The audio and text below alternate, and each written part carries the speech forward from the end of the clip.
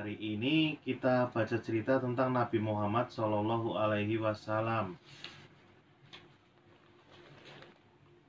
Ada kisah suatu hari banjir besar melanda kota Mekah. Akibatnya Ka'bah mengalami kerusakan yang cukup parah. Beberapa bagian Ka'bah yang tadinya kokoh berdiri kini menjadi rusak dan rapuh. Nah, ini yang kena banjir, yang tadinya kokoh jadi pada lepas tuh, yang di batanya itu semennya. Ketika itu Muhammad berusia 35 tahun. Dia ikut bergotong royong memperbaiki Ka'bah. Ketika perbaikan hampir selesai, tiba-tiba terjadi keributan. "Aku yang berhak memindahkannya," kata salah seorang laki-laki bertubuh tinggi besar. "Tidak." Ini yang orang ini. Jadi memindahkan apa, nanti lihat dulu. "Tidak, aku yang paling berhak, karena aku dari keturunan mulia," kata yang lain tak mau mengalah. Suasana menjadi panas dan tegang. Ternyata masing-masing kepala suku berebut untuk memindahkan Hajar Aswad. Hingga keesokan harinya pemindahan batu belum juga selesai. Hajar Aswad itu batu suci berwarna hitam. Hanya orang-orang tertentu yang berhak memindahkan Hajar Aswad.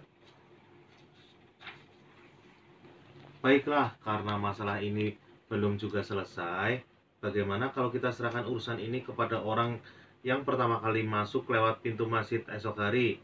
Usul seorang tua yang bernama Abu Umayyah.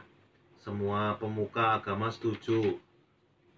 Pada pagi harinya, para pemuka Quraisy dan orang-orang Makkah berkumpul. Mereka menantikan orang pertama yang masuk masjid.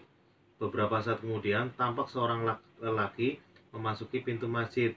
"Siapakah dia?" tanya seorang pemuka Quraisy. Sepertinya aku mengenal lelaki itu," kata yang lain. Ternyata lelaki yang pertama masuk lewat pintu masjid itu adalah Muhammad bin Abdullah.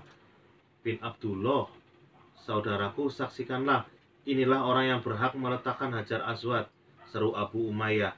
Para pemuka Quraisy dan orang-orang Mekah bernapas lega. Orang yang akan meletakkan Hajar Aswad adalah Muhammad, seorang yang terkenal karena kejujuran dan sikapnya yang santun. Mereka percaya dan menyerahkan sepenuhnya kepada Muhammad. Dengan hati lapang, Muhammad menerima keputusan tersebut. "Engkau memang terpercaya, engkau Al-Amin," teriak pemuka senang. Lalu Muhammad mengumpulkan semua utusan suku. Muhammad meminta sebuah selendang. Tentu saja orang-orang menjadi kebingungan. Lalu orang Quraisy memberikan selendang kepada Muhammad. Semua mata memandang ke arah selendang. Muhammad meletakkan Hajar Aswad di tengah-tengah selendang. "Masing-masing kepala suku, silakan pegang ujung selendang. Kita letakkan Hajar Aswad secara bersama-sama," kata Muhammad, diikuti anggukan semua orang.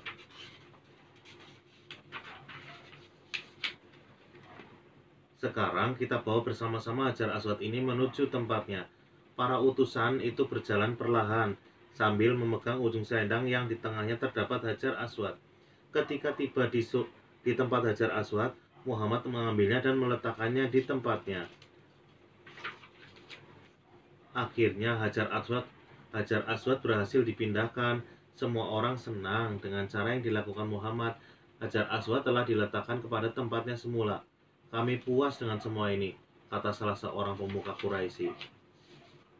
Al-Amin telah memberikan jalan keluar terbaik bagi kita. Kami mengucapkan terima kasih," kata pemuka agama lainnya. Dengan diletakkannya Hajar Aswad, selesailah perselisihan di antara pemuka suku. Mereka kembali rukun. Demikianlah kecerdasan Nabi Muhammad SAW yang patut kita teladani.